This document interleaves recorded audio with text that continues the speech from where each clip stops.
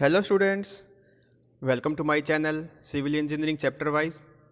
आज मैं आपके लिए लेके आया हूँ हाईवे इंजीनियरिंग रोड पेवमेंट्स।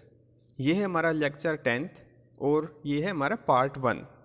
आइए देखते हैं इसमें क्या है content of this chapter.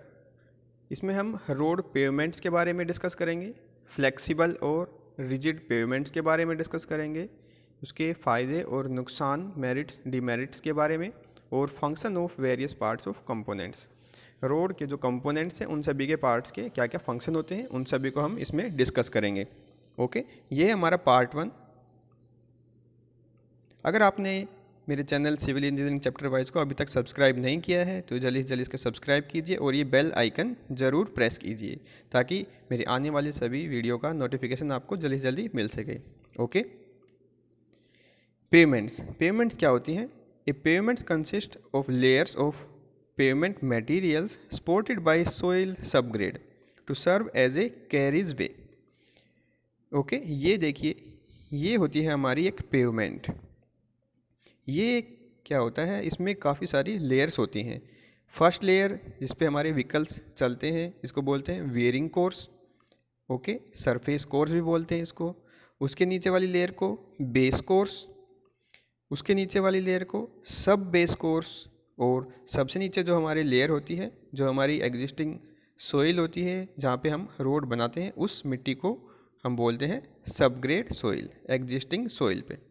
Okay, in India generally three layers of road materials are used for the construction of payments.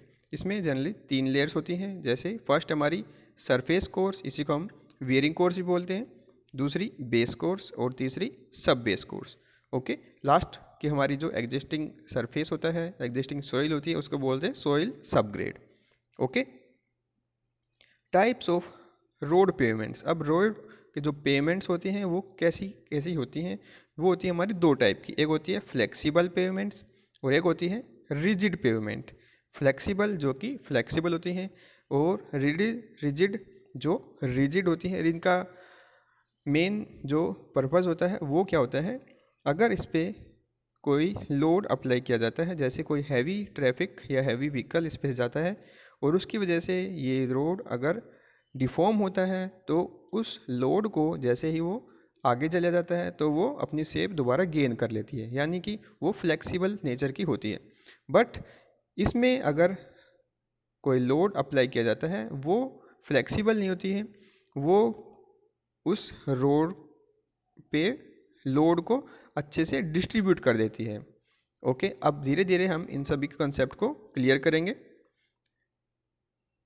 First है हमारी फ्लेक्सिबल पेमेंट, दूसरी है रिजिड पेमेंट।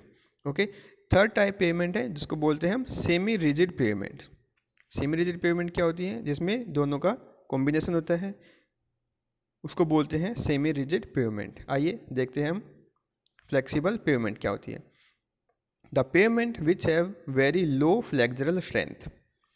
फ्लेक्सरल स्ट्रेंथ इसमें बहुत कम होती है, यानी कि उस पर अगर कोई लोड पड़ता है तो उसमें उसको सहन करने की शक्ति नहीं होती, वो उसके अकॉर्डिंग ही डिफॉर्म हो सकती है। ओके, तो वो होती है हमारी flexible pavement. Under wheel load, जब व्हील जो कोई टायरों का, जो व्हीकल के टायर्स हैं उन पे उनका लोड पड़ता है व्हीकल का, और टायरों के थ्रू हमारे पेवमेंट सरफेस हैं उन पे वो लोड ट्रांसफ़र होता है।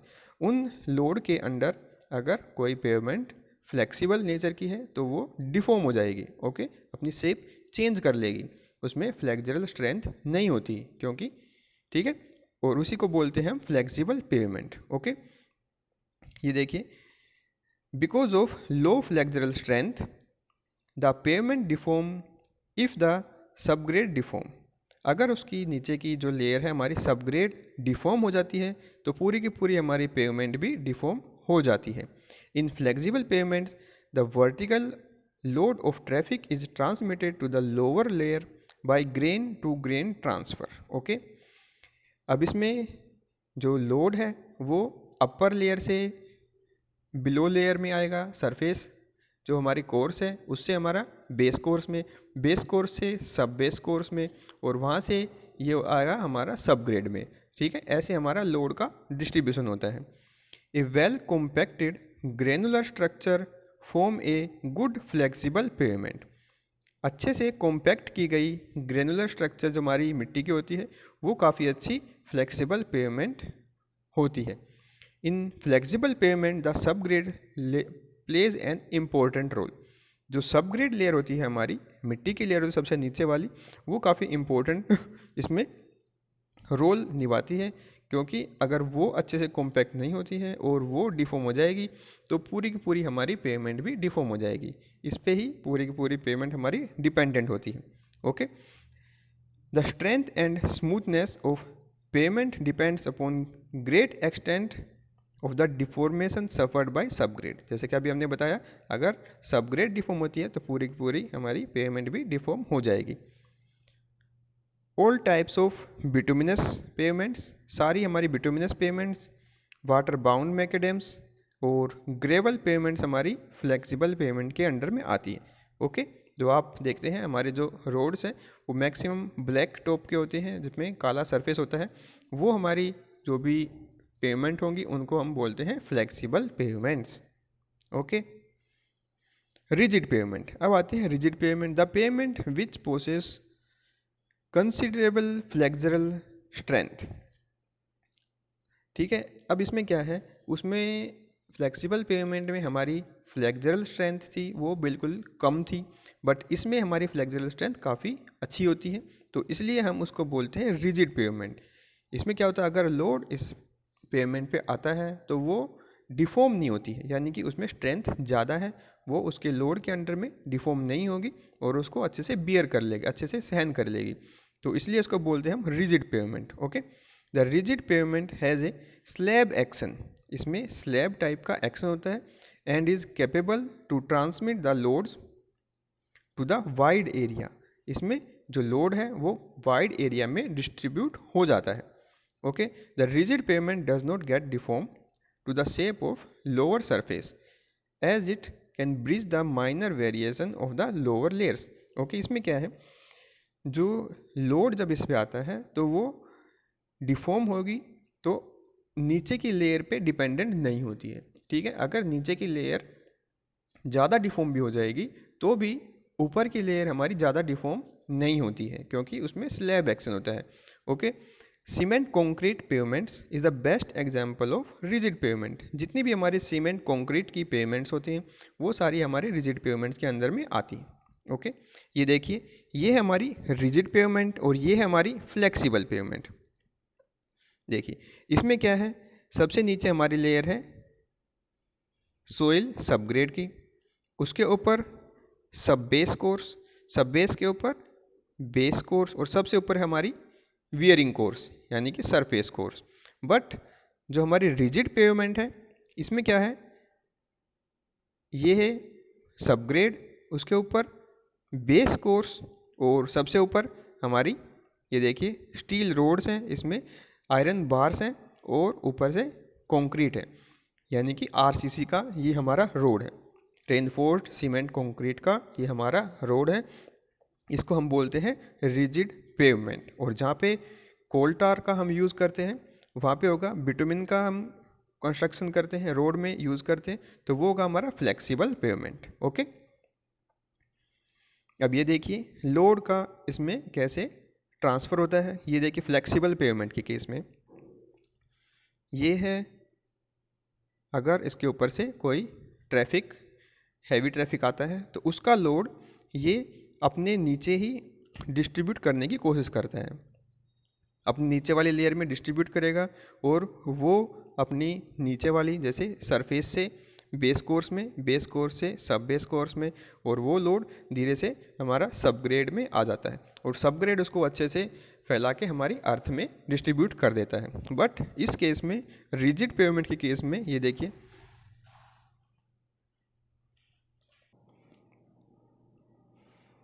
तो ये होती है हमारी difference flexible and rigid pavement में। ओके, अब आता है semi rigid pavement. Semi rigid pavement represent the intermediate state between flexible and rigid pavement. Flexible और रिजिड पेवमेंट का मिक्सचर होता है हमारा सेमी रिजिड पेवमेंट। ओके, इसमें क्या होता है, सबग्रेड के ऊपर हम कंक्रीट का बेस कोर्स डालते हैं और उसके ऊपर हम बिटुमिन्स का वियरिंग कोर्स डालते हैं। तो ये हो जाता है हमारा सेमी रिजिड पेवमेंट, जिसमें कंक्रीट का भी हम यूज़ करते हैं और बिटुमिनस मटेरियल का भी हम यूज़ करते हैं। सरफेस कोर्स हमारा फ्लेक्सिबल होता है और बेस और सब बेस कोर्स हमारा रिजिड होता है। तो ये हमारा होता है semi rigid pavement. Okay, lean cement concrete, soil cement and lime pozzolanic concrete हमारे सेमी रिजिड पेवमेंट की कैटेगरी में आते हैं। ओके, चलिए आगे चलते हैं। अब फ्लेक्सिबल और रिजिड पेवमेंट में क्या डिफरेंस होते हैं। फ्लेक्सिबल पेवमेंट की लाइफ कम होती है और रिजिड पेवमेंट की, आरसीसी पेवमेंट की हमारी लाइफ ज़्यादा होती है। इनिशियल कॉस्ट हमारी इसमें कम होती है फ्लेक्सिबल पेवमेंट की, और रिजिड पेवमेंट की इनिशियल कॉस्ट ज़्यादा होती है क्योंकि इसमें हम आरसीसी में रेनफोर्समेंट का भी यूज़ करते हैं और कंक्रीट का भी हम इसमें यूज़ करते हैं। फ्लेक्सिबल पेवमेंट की जो मेंटेनेंस है वो ज़्यादा होती है क्योंकि इसमें बार बार जो वाटर के साथ इंटरेक्शन होता है तो बिटुमिन कमज़ोर होता रहता है और धीरे धीरे वो लेयर वियरिंग कोर्स हमारी ख़राब होती रहती है। बट रिजिड पेवमेंट की मेंटेनेंस काफ़ी कम होती है। इसमें जो वाटर रिटेंशन है वो कम होती है, यानी कि ये कम इम्परवियस है, वाटर इसमें से पास इजीली हो सकता है कुछ टाइम के बाद। बट रिजिड पेवमेंट काफ़ी ज़्यादा इम्परवियस है हमारी। A good subgrade is essential. Flexible pavement में जो सबग्रेड है वो काफ़ी अच्छी होनी बहुत ज़रूरी है, बट रिजिड पेवमेंट के केस में ऐसा ज़रूरी नहीं है। It can open to traffic immediately after construction. Flexible pavement का कंस्ट्रक्शन होने के बाद तुरंत हम ओपन कर सकते हैं, बट रिजिड पेवमेंट के केस में हम ऐसा नहीं कर सकते। उसको कुछ दिन के लिए क्यूरिंग के लिए हमें छोड़ना पड़ता है। क्यूरिंग करने के बाद वो अपनी स्ट्रेंथ कंप्लीट गेन करती है, उसके बाद हम उसको ओपन कर दें ट्रैफिक के लिए। Black top pavements give poor visibility at night. जो उसका सरफेस का टॉप होता है वो ब्लैक होता है, जो कि रात में काफ़ी पुअर विजिबिलिटी देता है, यानी कि देखने में उसमें काफ़ी प्रॉब्लम्स होती हैं। बट जो रिजिड पेवमेंट है उसमें ऐसा नहीं होता है, वो रात को भी अच्छा दिखाई देता है उस पेवमेंट पे, गुड विजिबिलिटी।